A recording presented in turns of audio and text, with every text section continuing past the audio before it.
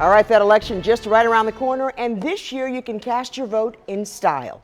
We're talking luxury transportation to and from the polls on Election Day. You just have to be comfortable with a local funeral parlor getting you there. WMAR 2 News' Dave Detling has more from Northeast Baltimore on these special limo rides to the polls. Well, check out the ride behind me. We're talking luxury limousines.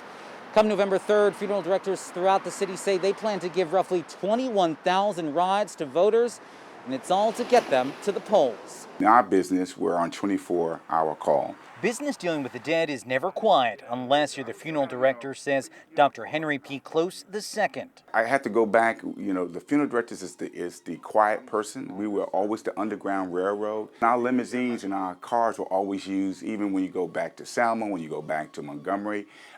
The funeral directors always provided transportation because people didn't have that mode of transportation. The funeral home always had some mode. And these wheels are once again providing a service come the 2020 election. Dr. Close, who's president of the National Funeral Directors and Morticians Association, says on November 3rd, if you don't have a ride to the polls, a vehicle will pick you up. It just won't be a hearse. Some people are using their Mercedes, some people are using their sedans, some are using Sprinters.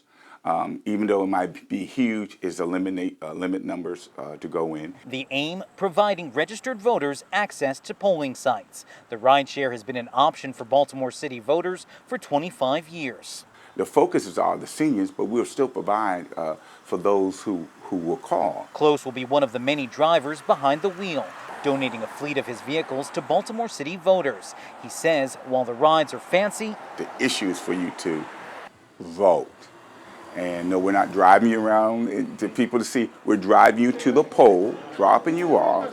You will call us when you're gone and voted, and we come back. And because of COVID-19, face masks are a must. The vehicles will also be sanitized before and after each pickup and drop-off. If you need info on scheduling a ride, head over to wmar2news.com and we'll link you to the website. And this is a nationwide program also taking place in cities including Miami, Los Angeles, Detroit, and Kansas City. The goal, 300,000 rides to the polls on Election Day. We're in Northeast Baltimore City. Dave Detling, WMAR 2 News.